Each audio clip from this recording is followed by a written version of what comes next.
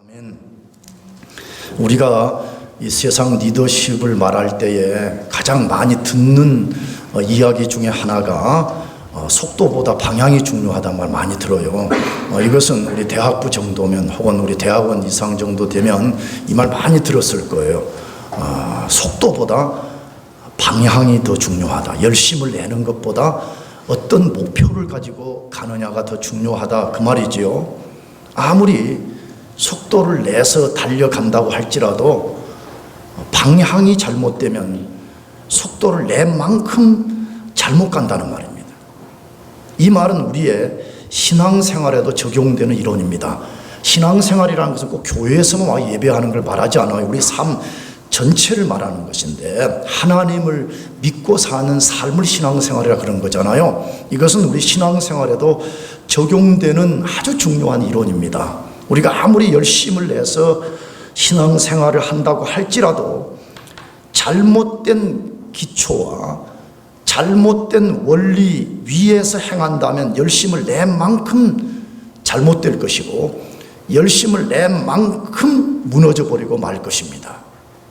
하나님은 언젠가 우리 각 사람의 신앙과 삶, 각 사람의 삶을 반드시 심판한다고 말씀합니다.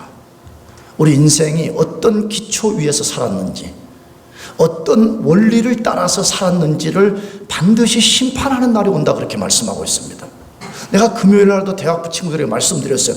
하나님이 안 계시고 하나님이 이런 걸 심판하지 않는다면 우리는 아무렇게나 살아도 됩니다. 저 아무렇게 살고 싶어요, 하나님이 없다면. 왜? 내가 말했어요. 때로는 거룩한 삶을 사는 긴장, 경건한 삶을 끝도 없이 살아야 되는 이 긴장 텐션이 얼마나 강한지 모릅니다. 그래서 어떤 때는 이걸 확 놓아버리고 싶은 유혹이 찾아와요. 하나님이 없다 그러면 정말 놓아버리고 싶어요. 그런데 성경은 분명히 그 하나님께서 언젠가 각 사람들을 하나님의 심판대 앞에 세워서 어떤 기초 위에 살았는지, 어떤 원리로서 인생을 움직였는지를 반드시 심판한다 그러기 때문에 우리가 거룩과 경건의 긴장의 끈을 놓칠 수가 없는 것이에요. 그것을 잘 보여주는 성경이 고린도전서 3장 10절에서 15절까지 말씀이에요. 제가 읽으면서 설명해 볼게요. 내게 주신 하나님의 은혜를 따라 내가 지혜로운 건축자와 같이 터를 닦아두매 다른 이가 그 위에 세우나 그러나 각각 어떻게 그 위에 세우기를 조심할지니라. 이 닦아둔 것 외에 능히 다른 터를 닦아둘 자가 없으니 이 터는 곧 예수 그리스도라. 여기까지. 우리 인생은 집을 짓는 것에 비유했는데, 집을 지으려면 우리 기초를 제일 먼저 닦듯이 우리 인생이라는 삶도 바른 터 위에 세워져야 된다. 그 기초가 무엇이냐? 우리 인생의 모든 기초는 하나님의 아들 예수 그리스도여야 된다고 지금 말씀하는 것이에요.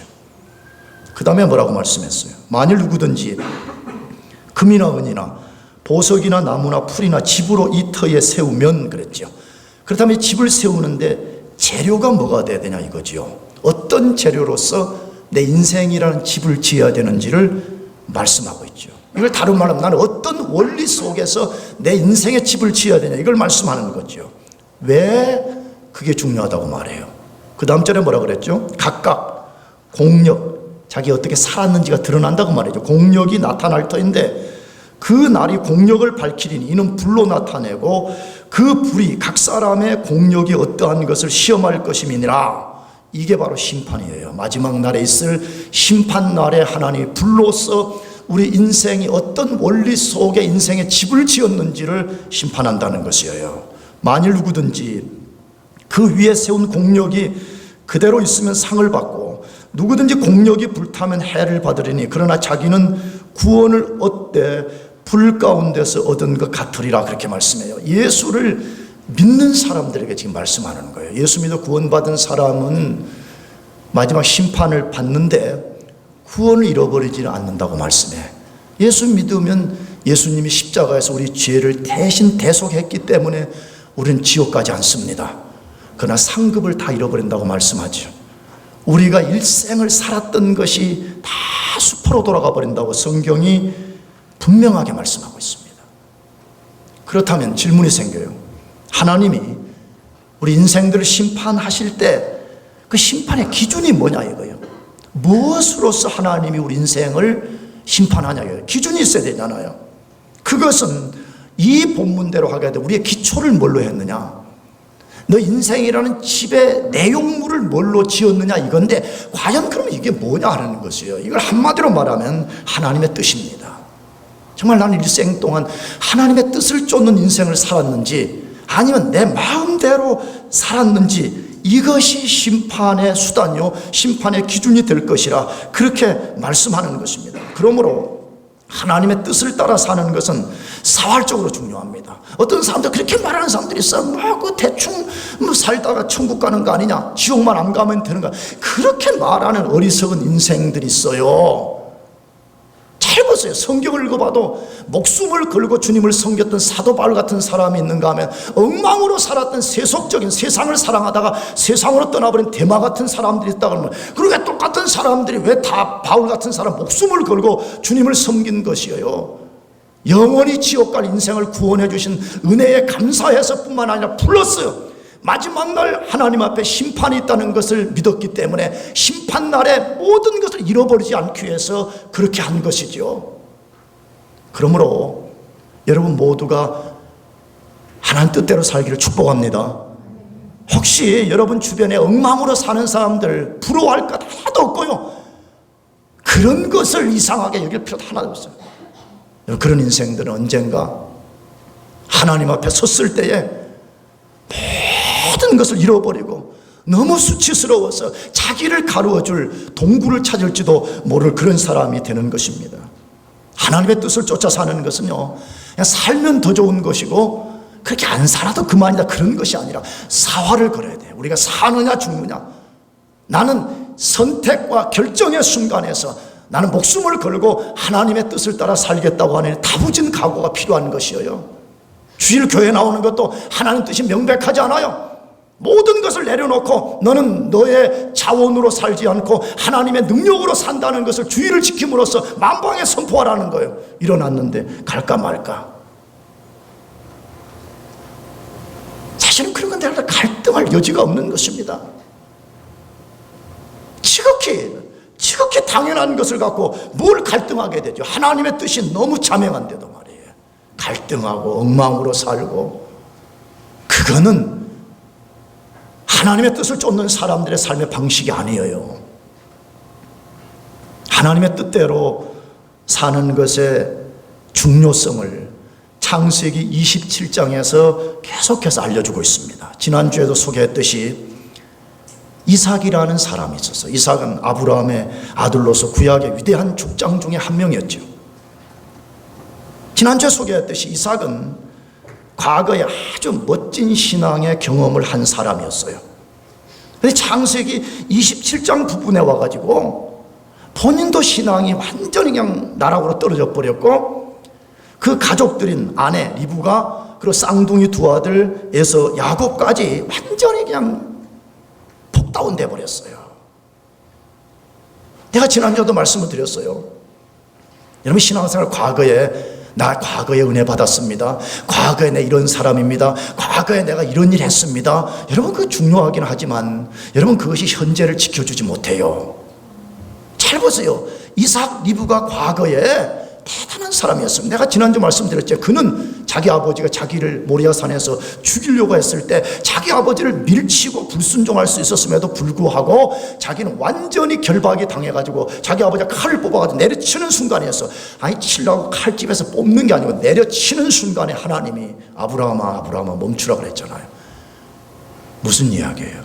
아버지가 자기를 잡으려고 할 때 완전히 서렌됐다는 거예요.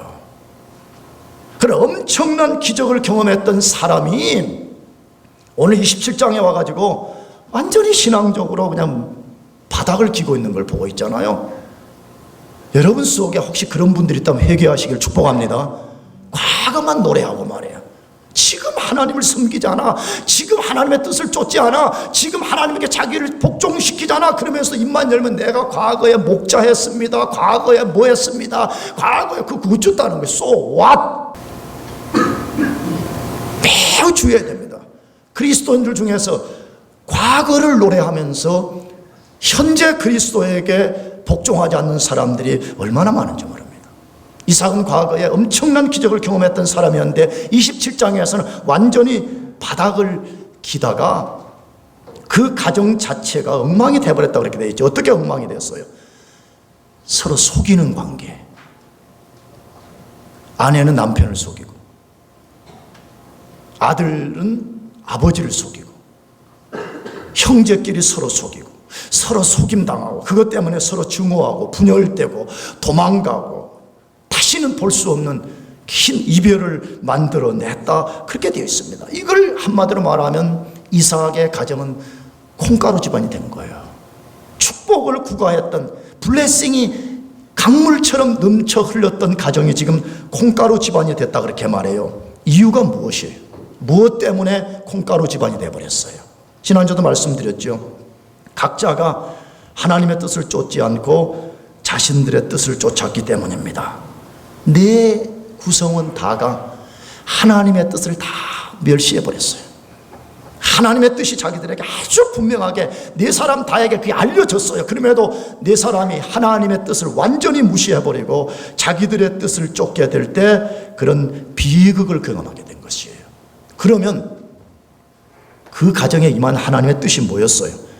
그것은 지난주에 읽었던 창세기 25장 23절인데 하나님이 인류 역사를 구원하기 위해서 구원자를 보내는 커버넌트를 맺었어요. 근데 그 커버넌트를 하나님이 선택한 사람들을 불러서 이제 언약의 당사자가 되게 만들었는데 이삭의 다음 세대의 언약의 계승자는 큰아들인 에서가 아니고 누구라고요? 야곱이라고. 야곱이 될 것이라고 하나님이 분명히 리브가에게 신탁을 줬고 그것을 이삭이 들었고 두 형제들도 그것을 분명히 알고 있었어요. 그럼에도 그들은 하나님의 뜻을 무시하고 자신들의 뜻과 방법을 쫓다가 비극을 불러온 것입니다. 여러분, 세상 사람들은 잘 모르겠어요. 그러나 하나님의 사람들의 삶의 방식은 하나님의 뜻을 쫓아야 됩니다. 아멘. 하나님의 사람들이 하나님의 뜻이 분명함에도 불구하고 하나님의 뜻을 멸시하고 자기의 뜻을 쫓게 되면 이삭의 가정과 같이 비극을 불러온다는 것이 성경의 교훈이에요.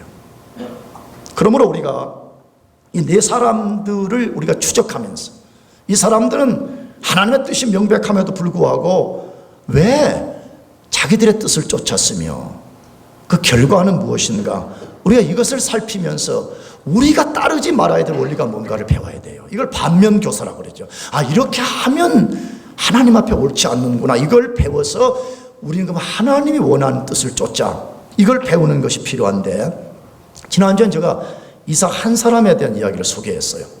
이삭은 하나님의 뜻이 명백함에도 불구하고 축복을 해야 되는 시간이 왔을 때에 야곱을 축복하지 않고 에서를 축복하려고 시도를 한 거죠. 그럼 뭐 때문에 그랬어요? 철저하게 육체의 욕망을 따라서 그렇게 한 것입니다. 하나님 뜻이 분명했어요. 하나님은 야곱이 언약의 계승자라는 거예요. 분명히 알았어요. 그런데도 불구하고 에서가 잡아다주는 사냥감, 아마 사슴인지 잘은 모르겠죠. 그 잡아다가 맛있게 요리해가지고 그거 먹게 해주니까 그게 너무 좋은 거예요. 그래서 나이 들어가지고 이제 또 그 에서가 잡아다주는 고기가 먹고 싶은 거예요. 그래서 에서를 부른 거야. 야, 에서야, 내가 그거 먹고 내가 너를 축복하려고 그러니까 지금 가서 그걸 잡아다가 별미를 만들어 오너라 그랬잖아요. 하나님의 뜻이 명백함에도 불구하고 자기 육체의 욕망, 자기 육체의 감각을 쫓다가 그는 상상하지도 못했던 가정의 비극의 문을 연 사람이었습니다. 이 네 명 다가 이삭 가정의 비극을 불러오는 역할을 다 했는데 이삭이 제일 먼저 비극이란 문을 여는 역할을 했더라고 성경이 소개하고 있어요. 그러면 우리가 따르지 말아야 될 인간의 뜻이 뭐냐 하는 것이, 우리가 철저히 배격해야 되는 또 다른 인간의 원리가 뭐냐 하는 것이에요. 첫째, 인간의 계략을 삶의 원리로 삼아서는 안 된다는 것입니다. 인간의 뭘 따르면 안 된다고요? 계략, 인간의 계략.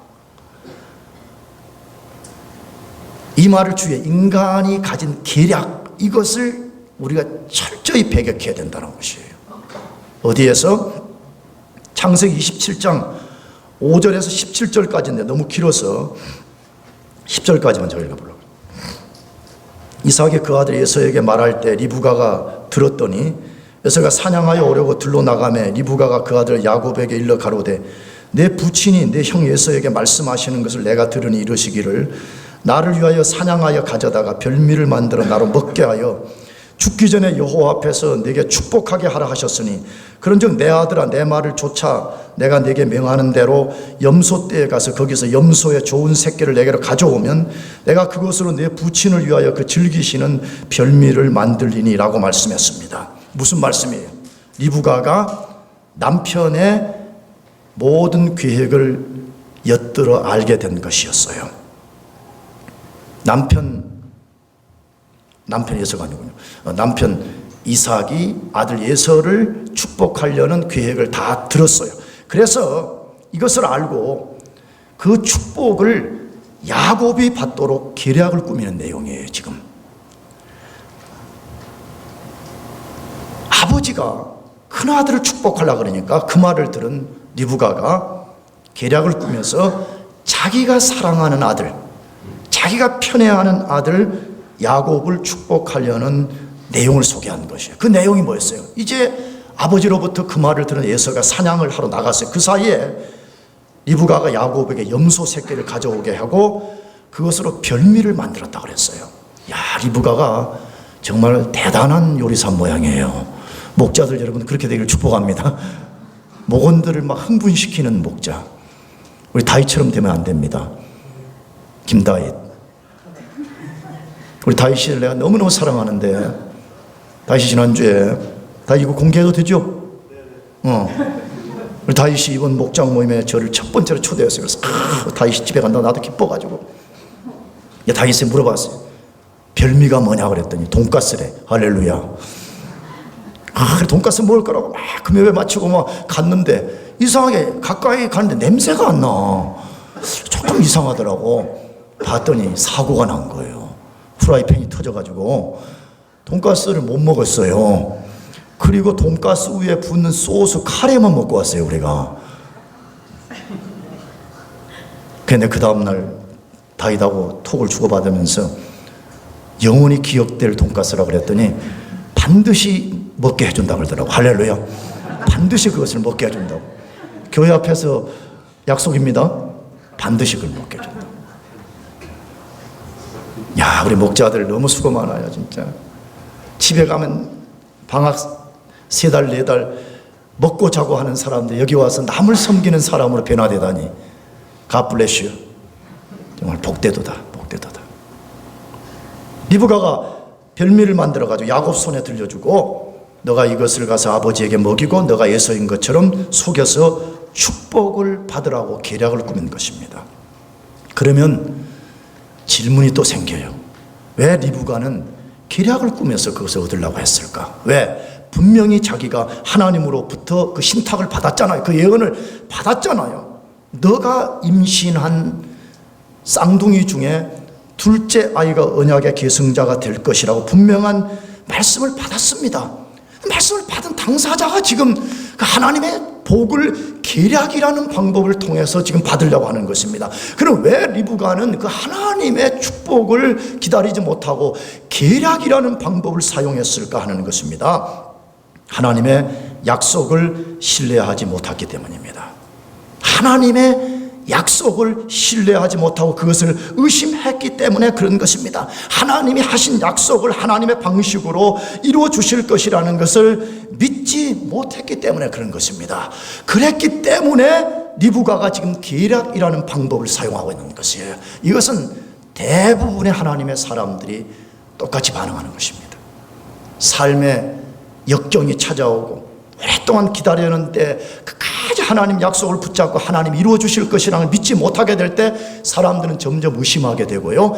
그 약속하신 하나님을 신뢰하지 못해서 계략이라는 방법을 쓰게 되기 시작하는 것이에요. 그 계략이라는 말이 뭐예요? 계략이라는 말은 자기 목적을 달성하기 위해서 어떤 것이라도 서슴지 않는 행동을 말하는 것입니다.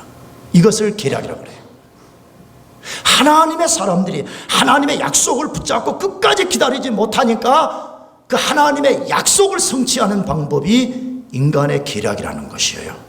내가 하나님의 약속을 성취하기만 되는 거 아니야? 꼭 무슨 기다리고 뭐 기도하고 언약을 붙잡고 그럴 필요가 뭐 있냐는 게, 하나님이 축복한 그 복을 내가 손에 넣기만 하면 되는 거니까 그것은 계략이면 어떠냐는 거, 인간적 방법이면 어떠냐고 생각하고 그것을 취하는 것을 말하는 것입니다. 리브가의 시아버지 아브라함도 그렇게 한 것이죠. 하나님 분명히 아브라함에게 내가 너에게 아들을 줄 것이다 약속을 했어요. 근데 그 약속을 끝까지 붙잡지 못하고 의심하게 되니까 하갈을 취해가지고 아들을 낳았잖아요. 근데 하나님은 아니라 그래. 아들을 낳았는데 아니라 그래. 아니, 아들을 낳는 것이 목적이라면 하나님이 그래 됐다, 그래 그래도 됐다 이렇게 해야 되는데 하나님이 노! 아니라 그랬어요. 이미 우리가 다루었지만 아브라함이 계략 때문에 얻은 이스마엘 때문에 가정에 얼마나 비극을 불러왔어요. 성경이 우리들에게 분명히 말씀합니다. 하나님의 약속을 붙잡고 살아야 되는 하나님의 백성들이 인간의 계략을 따르면 반드시 끔찍한 결과를 가져온다는 것이 성경의 가르침이에요. 리브가는 계략을 따른 엄청난 결과에 대한 값을 지불했습니다. 여러분, 리브가는 어떤 값을 지불했어요? 가정의 전쟁을 불러왔습니다. 이삭이 비극의 문을 열고 리브가가 기름을 붓게 될 때에 가정의 전쟁이 일어났습니다. 이삭이 에서가 속임을 당한 것을 알고 칼을 뽑아가지고 야곱을 진짜 죽이려 했다고 성경이 되어 있어요. 아마 그 앞에 있어서 바로 진짜 죽였을 것입니다. 얼마나 사랑스러운 두 아들이, 근데 형제간에 칼을 뽑아가지고 한 형제를 죽이려는 가정의 전쟁을 만들어냈다고 되어 있어요. 여러분, 하나님의 뜻이 아니라 인간의 계략을 따르면 되게 잘 될 것처럼 보여지죠. 그 계략의 유혹이라는 것이, 우리가 이렇게 하면 더 좋지 않겠냐? 항상 인생은 우리가 계획한 대로 굴러가지 않는 것이 문제예요. 리브가가 진짜 자기가 이런 계략을 꾸몄을 때에 에서가 칼을 뽑아가지고 야곱을 죽인다는 걸 알았다면 그런 계략을 꾸몄겠어요? 인생은 자기 마음대로 굴러가지 않는다는 것을 기억해야 됩니다. 나가서 어떤 값을 지불했어요? 자기가 사랑하는 아들을 잃게 되었습니다. 큰아들이 동생을 죽이려고 그러니까 리브가가 다시 또 계략을 꾸몄어요. 뭐라고? 야, 그러면 너의 삼촌 집에 가서 잠깐 있다가 오너라. 그렇게 했는데 야곱이 이제 삼촌 도망갔어요. 그런데 20년 동안 돌아올 수가 없어가지고 그 사이에 리브가가 죽어버렸어요. 그래서 자기가 사랑하는 아들을 다시 볼 수 없는 그러한 비참한 최후를 맞이했다고 성경이 말씀하고 있어요. 만에 하나 그 길이 자기 사랑하는 아들 야곱의 마지막 길이었음을 알았다면 리브가가 과연 처음부터 그런 계략을 가지고 하나님의 축복을 얻어내려고 했겠습니까? 나가서 리브가는 또 다른 값을 지불했는데 그것은 망령된 아들 에서로부터 행패를 당하는 것이었습니다. 에서가 어머니 리브가를 해꾸지한 거예요. 어떤 해꾸지요? 창세기 27장까지를 보면 에서가 이방 여자들과 결혼해서 부모의 마음을 아프게 했다는 내용이 두 번 하고 한 번은 다른 관점에서 기록이 되어 있어요. 그것이 어디에 있어? 26장 34절 35절. 에서가 40세에 헷족 속 부에리의 딸 유딧과 헷족 속 엘론의 딸 바스맛을 아내로 취하였더니 그들이 이삭과 리브가의 마음에 뭐가 되었더라? 근심이 되었더라. 이 사건은 지금 27장 전에 일어난 건데 왜 에서가 그랬어요? 이미 태어났을 때 어렸을 때부터 편애가 있었다는 우리 이미 읽었었잖아요. 리브가는 계속 누구만 사랑했어요? 야곱만 사랑한 것을 에서가 안 거예요. 그러니까 부모들의 뜻이 무엇이고 부모들을 통해 들은 하나님의 뜻이 무엇인가를 알았음에도 불구하고 지금 헷족 속 히타이트족의 딸들과 결혼을 해가지고 그 부모들의 마음이 너무 지금 아팠다 그래 돼 있어요. 나도 그럴 것 같아. 나도 지금까지 우리 아이들에서 늘 기도하거든요. 하나님 경건한 배우자를 만나게 해서 나 하루도 안 빠져 기도하는 것 같아 진짜. 아니 뭐 빠질 때도 한동안 있었지만 거의 한 것 같아. 근데 만일에 우리 큰아들이 진짜 착한데 우리 큰아들이 아빠 나는 정말 나는 정말 이방인과 결혼하고 싶습니다. 나는 정말 예수 안 믿고 불교 신자하고 싶습니다. 물론 난 내 성격 같으면 나는 가만히 안 두지만 정말 마음이 아플 것 같아. 여러분, 이삭과 리브가가 얼마나 마음이 아팠겠어요. 하나님을 경외하는 사람으로 살겠다고, 언약의 족장들의 가정을 세우겠다고 시작한 가정이, 자기 큰아들이 하는 말이 어느 날 와가지고, 아버지, 나는 히타이트 족들과 결혼합니다. 이 여자가 내 마누라며. 얼마나 마음이 아팠겠어요. 그러다가 시간이 지났어요. 27장 46절, 리브가가 이삭에게 이르되 내가 햇사람의 딸들을 인하여 나의 생명을 뭐하거늘? 싫어하거늘. 히타이트 족과 결혼한 것 때문에 생명, 이 말은 뭐예요? 내가 너무 오래 살았구나. 내가 이 아들 괜히 낳았구나. 내가 이 꼴 보려고 내가 이 배 아팠나? 지금 그 말과 같은 말이에요. 자기의 생명을 싫어하거늘, 야곱이 만일 이 땅의 딸들, 곧 그들과 같은 햇사람의 딸들 중에서 아내를 취하면 나의 생명이 내게 무슨 뭐가 있으리요? 재미가 있으리요. 부모의 기쁨 중에 하나가 자녀가 잘 돼서 결혼하고 경건한 배우자 만나서 건강한 가정을 이루는 걸 보는 거잖아요. 그런데 불신앙의 며느리, 불신앙의 사이를 모아가지고 하게 모은 거죠. 여기에서는 모은 거예요. 한 여자가 아닌 거 보니까 그렇잖아요. 부모가 고통을 받은 거죠. 그래서 28장 8절 9절에 에서가 취한 행동이 있다고 말하죠. 에서가 또 본즉 가나안 사람의 딸들이 그 아비 이삭을 기쁘게 못하는지라, 이에 에서가 이스마엘에게 가서 그 본처들 외에 아브라함의 아들 이스마엘의 딸이온 느밧 요새 누이인 마할랏을 아내로 뭐 했더라? 취했더라. 여기 잘 보면 에서가 또 본즉 가나안 사람의 딸들이 그 아비 이삭을 기쁘게 못하는 거로 이렇게 누가 언급 안 됐어요? 어머니? 리브가는 없어요. 그렇죠? 왜 그러는 거예요? 지금 에서 속에는 어머니에 대한 원망, 어머니에 대한 증오, 어머니에 대한 미움이 꽉 찬 거죠. 내가 축복을 받아야 되는데 어머니가 계략을 꾸며가지고 동생이 축복을 받게 만들었다 해서 그 어머니에 대한 안갚음이 그 속에 있었던 거예요. 그래서 그냥 이방교도 해버린 거예요. 그리고 이제 아버지가 아파하니까, 왜 아버지는 자기 편이었거든요. 그러니까 이제 아버지 마음을 조금 어떻게 해보려고 한 것이 뭐냐 그러면 그게 이스마엘, 그러니까 자기의 사촌 비슷한 그런 여자들과 가서 결혼해서 아버지를 조금 만족시키려는 그런 액션을 취했다. 그렇게 말씀하고 있습니다. 무엇을 배웁니까? 인간의 계략을 따르면 그 결과는 항상 고통을 불러온다는 것입니다. 기억해야 됩니다. 우리들 속에 있는 망령된 생각을 버려야 됩니다.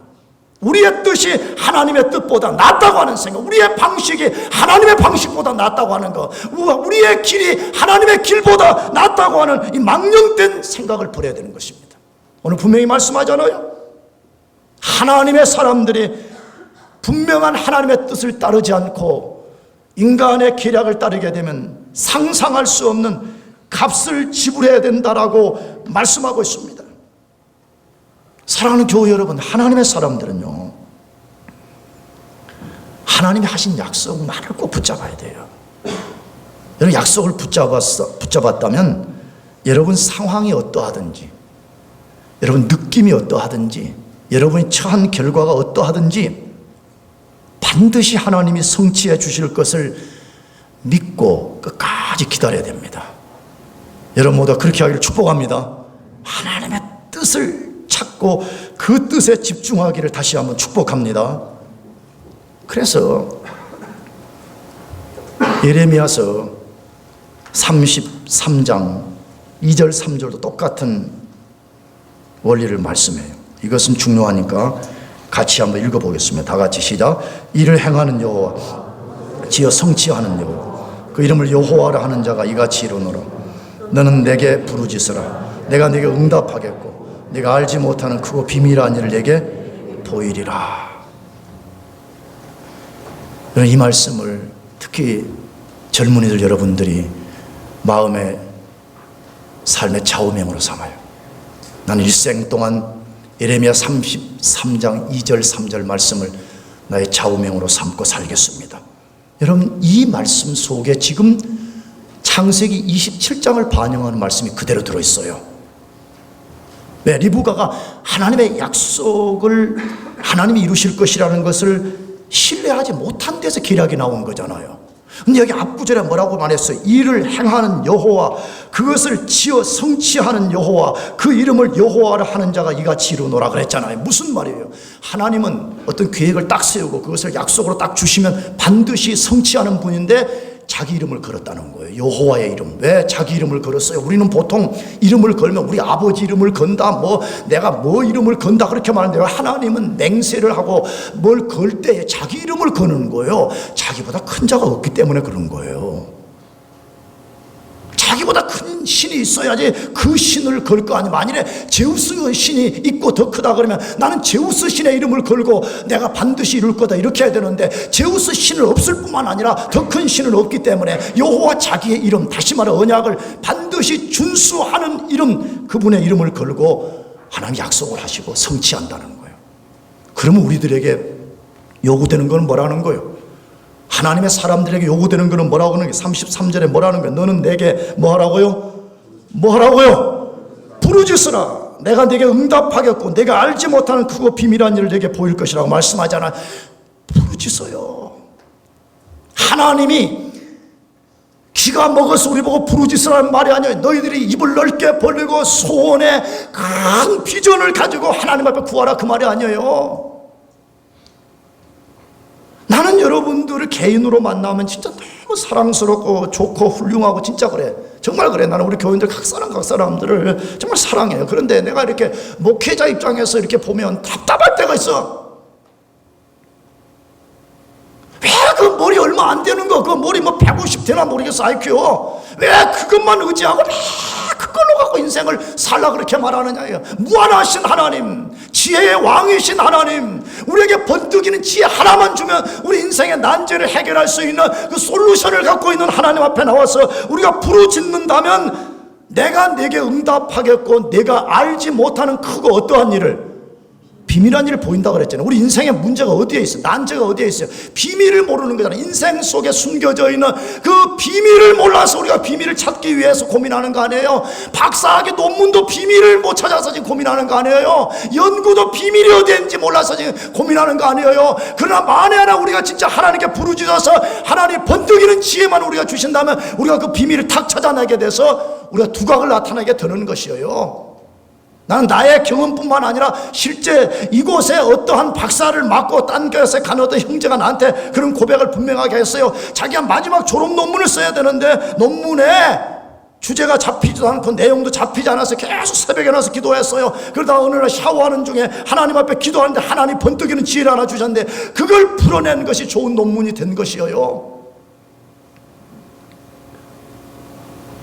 인간의 계략을 따르려고 하지 말고 하나님께 부르짖으라는 것이.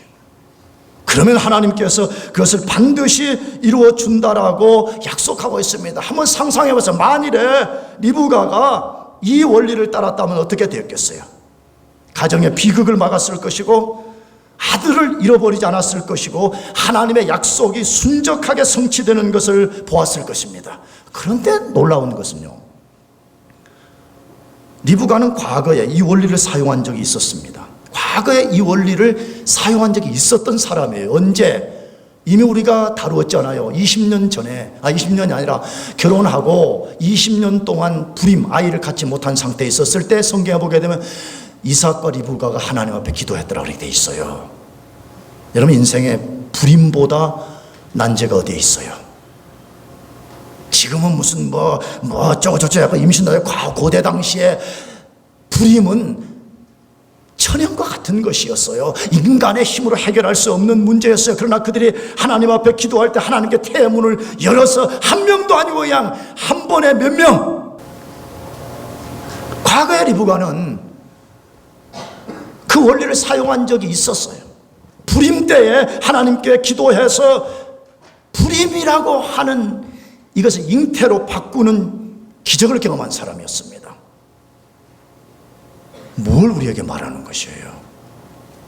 아까 말씀드렸죠. 과거에 한 번 은혜 입은 거, 한 번 기적 경험한 것, 한 번 하나님의 능력을 경험한 것 갖고 오늘 살지 못한다는 것이에요. 하나님과 지속적 관계 속에서 내 마음을 새롭게 함으로 하나님이 주시는 새로운 은혜를 덧입고 살지 아니하면 과거에 내가 불임을 잉태로 바꾸는 기적을 경험했다고 할지라도 오늘 현재 문제 앞에서 인간의 계략을 따르는 사람이 되고 만다는 것을 성경이 말하고 있잖아요. 사랑하는 교회 여러분, 그러므로 우리 결단해야 됩니다. 나는 앞으로 어떤 상황이 내 앞에 닥쳐올지라도 나는 하나님의 뜻을 무시하고 인간의 계략을 쫓는 사람이 되지 않겠습니다. 나는 끝까지 내가 비록 죽더라도, 내가 망하더라도 내가 하나님의 뜻을 쫓겠습니다. 그래 결심하시기를 축복합니다. 두 번째로 우리가 따르지 말아야 될 게 뭐냐 하는 것이, 거짓말로 인생의 목적을 성취해서는 안 된다는 것입니다. 이것도 계략과 비슷한 거죠. 왜? 어머니하고 한 통속이었기 때문에. 근데 성경은 이것을 좀 더 디테일하게 설명을 하는데, 거짓말로서 인생의 목적을 성취해서는 안 된다는 것입니다. 남을 속이거나 해서 자기 목적을 성취하는 것은 하나님의 사람들의 방식이 아니라는 것이에요. 성경 본문이 너무 길어서 이것은 본문은 띄워놓고 있다가 읽으면서 설명하려고 그러는데, 창세기를 보면 야곱은 종용한 사람이었다. 좀 조용한 사람, 내성적인 사람. 내성적인 사람의 특성은 뭐죠? 소심한 성격을 조금 갖게 되잖아요, 아무래도. 그런데 우리가 읽은 오늘 본문에 보면 아버지를 속이는 데 있어서는 굉장히 능청스럽고 아주 담대한 사람으로 돌변한 것을 보게 됩니다. 어떻게 그렇게 소심한 사람이 이렇게 능청맞고 담대한 사람으로 바뀔 수 있냐는 것이에요. 누구 때문에 그랬죠? 어머니 때문에 그런 것입니다. 어머니의 역할은 너무너무 중요하고 어머니의 영향력은 너무너무 큰데, 어머니가 계략을 꾸며가지고 야곱한테 가서 아버지를 속여서 축복을 받아라 그러니까 그때 야곱이 말했어요. 두려워가지고, 어머니 만에 하나 내가 아버지를 속이려다 들켜가지고 축복은 고사하고 저주를 받으면 어떻게 하죠? 그러니까 그때 어머니가 뭐라고 말씀했어요? 그 저주를 누가 받겠다? 누가 받겠다? 리브가, 어머니가 담대히 말했어요. 그 저주를 내가 떠안을 것이다. 그러니까 늘 걱정하지 말고 가서 아버지를 속여서 그 축복을 받아오라 그랬습니다. 어머니 말을 듣고 자신감, 담대함을 얻은 것입니다. 기억해야 됩니다. 하나님의 뜻을 쫓는 사람들은 사람의 말을 조심해야 됩니다. 많은 사람들이 실패하고 고통을 당하는 이유가 사람들의 말을 듣기 때문입니다. 물론 사람들의 말 중에서 좋은 말이 있습니다. 그러나 하나님의 뜻을 쫓는 사람들은 끊임없이 자기 존재의 모든 초점을 하나님 말씀에 둬야 됩니다. 특별히 우리가 조심할 것은 니부가 같은 계략을 가지고 사람을 움직이려고 말하는 사람들의 말은 우리가 철저하게 배격해야 되는 것입니다. 야곱이 어머니의 계략에 의해서 자신감을 얻었어요. 아버지께 나갔어요. 그가 가서 한 것이 무엇이라고 말해요? 4번에 걸쳐서 아버지를 속였다고 그래 돼 있어요. 몇 번요? 4번에 걸쳐서 아버지를 속였다고 그랬어요. 그것이 27장 18절, 19절, 20절인데 제가 읽으면서 설명해 볼게요. 야곱이 아버지에게 나아가서 내 아버지여 하고 부른데, 이제 염소 새끼 잡아다가 어머니가 벨미 만들어주니까 털 같은 거 붙이고 에서 옷 입고 냄새나게 하고 아버지 앞에 들어간 그 장면이에요. 내가 여기 있노라. 내 아들아, 네가 누구냐? 이건 지금 이삭이 물어보는 거예요. 야곱이 아비에게 대답하되 나는 아버지의 맏아들, 누구라 그랬죠? 에서로서. 첫 번째 거짓말이에요. 그 아버지 앞에 가서 아버지를 속이는 사람이에요. 아버지가 네가 누구냐라고 물었을 때 나는 아버지의 맏아들 에서로소이다라고 속였습니다. 더 나아가서 아버지께서 내게 명하신 대로 내가 하였사오니. 몇 번째 거짓말이에요? 두 번째. 왜? 이 명령은 야곱에게 내린 것이 아니고 누구에게 내렸죠? 에서에게 했습니다. 그런데 계략에 의해서 그것을 듣게 된 어머니를 통해 들은 야곱이 아버지가 나에게 명령을 했고 나는 아버지 명대로 했습니다라고 아버지를 또 한 번 속입니다. 나가서 청컨대 일어나 앉아서 내가 사냥한 고기를 잡수수이고 아버지의 마음껏 축복하소서. 내가 사냥한 고기라 그랬어요. 야곱이 사냥한 고기가 아니었습니다. 누가 만들어준 별미였죠? 어머니가 만들어준 별미였습니다. 세 번째 거짓말했습니다. 나가서 에서가 그 말을 들었을 때에 이삭의 그 말을 들었을 때에 에서가 아닌 것 같다는 생각이 들었어요. 그래서 이삭이 다시 물어봐요. 너 목소리는 야곱 같은데 이 털 이런 것은 에서 같다 그러니까 어떻게 너가 이렇게 빨리 사냥해가지고 별미를 만들어 올 수 있냐고 이삭이 의심이 돼서 물어본 거예요. 그때에 20절에 이렇게 돼 있어요. 아버지의 하나님 여호와께서 나로 어떻게 만나게 하셨다? 순적히 만나게 하셨기 때문이라고 말합니다. 지금 아버지를 속여서 거짓말하는데 누구 이름을 사용하고 있어요? 하나님의 이름을 사용하고 있다는 거예요. 하나님이 순적하게 만들어서 이렇게 됐습니다. 그렇게 말한다는 거예요. 여러분 잘 보세요. 그리스도인들 중에서도요, 거짓말로 속이고 계략으로 속이고 그러고도 결과만 좋으면 뭐라고 말하죠? 누가 축복했다 그래요? 하나님이 축복했다고 말해요. 계략과 거짓말로서 인생을 이끌어가면서 기도만 하면 하나님 당신의 이름으로 나를 축복해달라고 기도하는 사람들이 얼마나 많은지 몰라요. 거짓말로서 일관된 삶을 살면서도 간증할 때만 되면 이 모든 것을 하나님이 하셨다라고 소리치는 사람들이 얼마나 많은지 몰라요. 야곱은 거짓말로서 자기 목표를 성취해냈어요. 질문이 하나 생겨요. 하나님의 약속을 받은 사람이 그 약속을 거짓말과 부정한 방법으로 성취할 수 있냐 하는 거예요. 이게 굉장히 중요한 말이에요. 하나님의 사람들이 하나님이 원치 않는 방법을 사용해서 어떤 목표를 성취하려고 할 때 성취할 수 있냐 없냐는 거예요. 뭐예요? 없어요? 우리 대학부들아 말해줘봐. 있냐 없냐? 여기 지금 내가 지금 줄곧 설명해 오지 않았냐? 우리 아들 장훈아 말해봐라. 1번 좀 힌트를 줄까? 우리 아들 틀리면 또 창피당하니까. 1번 없다, 2번 된다. 몇 번이야? 3번이래?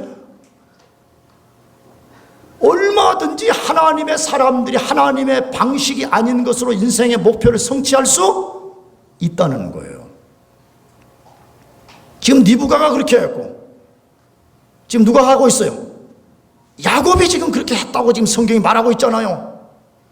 만약 우리 같으면, 우리가 단순한 생각 같으면 아니 하나님의 뜻이 아니면 처음부터 하나님 콱 막아가지고 그냥 아무 일도 진행 못하게 해야 되는데 지금 니부가도 자기가 원하는 아들이 축복을 받게 했고 야곱도 하나님의 방식이 아닌 것을 통해 가지고 하나님의 언약의 축복을 지금 받아냈다 그렇게 말하잖아요. 그 질문이 생기는 것이에요. 그러니까 가능하다는 게 가능하지 않다는 거예요. 가능하다는 것이에요. 그러면 또 다른 질문이 생겨요. 그럼 왜 하나님은 자기의 자녀들이 하나님 자신의 방식, 자신의 뜻이 아닌 방식으로 하나님이 주신 약속을 손에 넣으려고 하는데 하나님이 그것을 얻게 하냐 이거예요. 여러분 그것이 그들의 방식이 옳았다는 것을 인정한 행위가 절대로 아니에요. 하나님은 허용이라는 방식을 써요. 그래 너 그렇게 해볼래? 그래 그럼 그렇게 하라는 거예요. 허용이에요. 허용. 왜 허용하시는 거예요? 너 그렇게 하면 너 엄청난 값을 지불해야 된다는 거예요. 너 내 말에 순전히 순종하지 않고 너 방식대로 하고 싶냐? 그러면 너는 엄청 값을 지불하고 너가 교훈을 배워야 된다는 것이에요. 그래서 하나님 그걸 허용하는 거예요. 보세요. 아브라함이 하갈을 취하려고 할 때 하나님 다 하셨어요. 하나님 만약 원천적으로 막아버린다면 아예 하갈과의 동침할 때 임신이 안 되게 만들어야 되잖아요. 임신이 되게 만들었어요. 왜? 허용하신 아브라함 너 그래? 내 말이 이렇게 분명하게 너에게 전달이 됐음에도 불구하고 너가 내 뜻을 무시하고 너의 계략을 쫓겠다? 그래 그럼 해봐라. 그것이 쇼컷이 아니고 지름길이 아니고 그것은 디투어가 된다. 너 인생에 엄청난 턴어라운드 되는 것임을 너가 알아야 될 것이라고 하나님께서 그래서 그것을 허용한 것입니다. 여러분 그렇게 해서 야곱이 계략 거짓말을 통해서 하나님의 축복을 손에 넣었을 때 그 결과가 무엇입니까? 아까도 언급했지만 형 에서가 죽이려고 할 때 목숨을 부지하기 위해서 도망자의 신세가 되었습니다. 축복을 손에 넣는 순간에 뭐가 됐다고요? 도망자가 되어버렸다는 거예요. 하나님의 축복은 하나님의 방식으로 받아야 됩니다. 할렐루야. 하나님의 방식으로 받으면 절대로 축복을 손에 넣는 순간에 그 도망자가 될 수가 없어요. 인간의 방법으로 넣었기 때문에 축복을 손에 넣는 순간에 도망자가 된 것이에요. 어머니가 잠깐 갔다가 돌아오라고 도망갔다 오라 그랬는데 20년 동안 돌아올 수 없었을 뿐만 아니라 끝내 사랑하는 어머니를 볼 수 없게 되었어요. 나아가서 야곱의 삶에 더 고통스러운 것은 타인들로부터 끊임없이 속임당하는 삶을 살았습니다. 거의 20년 이상, 내가 볼 때는 30년가량 그렇게 산 것 같아요. 외삼촌 라반의 집에 도망가서 외삼촌으로부터 계속 속임을 당했습니다. 그게 창세기 후반부 이야기예요. 뭐 속임당했죠? 죽으라고 떼약 배달해서 노동하고 양치고 염소 치는데도 번번이 거짓말해가지고 노임을 안 주는 거예요. 그 다시 또 결심하고요. 어느 날 외삼촌의 딸 라헬을 사랑하게 되었어요. 그래서 라헬을 사랑한다는 걸 또 라반이 알고, 라반이 얼마나 야비한 인간인가 말이야. 그냥 또 안 줘요. 너가 몇 년간 일해야 된다? 7년 일하면 주겠다 그러니까 7년 하루같이 일하는 거예요. 이런 남자가 좋은 남자야. 할렐루야. 자매들, 남자를 선택할 때 정말 나를 위해서 7년 동안 노동할 수 있는 사람인가를 봐야 돼. 7년 일하고 드디어 엄청난 밤이 찾아왔어요. 7년을 하루같이 기다리면서 야, 오늘 사랑하는 라헬과 이제 오늘 결혼하고 동침하는구나 했는데 나중에 보니까 라헬이 아니고 누구였어요? 레아였어요. 라반이 바꿔치기를 해버리는 것이죠. 결정적으로 야곱을 가장 고통스럽게 한 사건들이 있었습니다. 그것은 이제 외삼촌 동네에서 돌아와서 약속의 땅에 돌아왔는데 어느 날 10명의 아들들이 요셉과 관련해서 야곱을 속인 것입니다.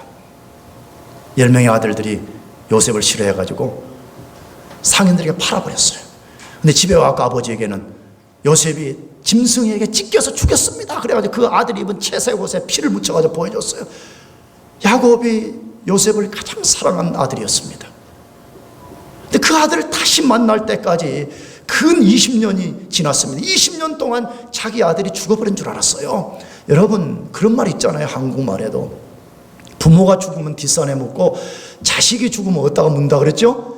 가슴에 문다는 말이 있어요. 자식이 자기보다 앞서갈 때에 그 야곱의 마음이 얼마나 고통스럽겠어요.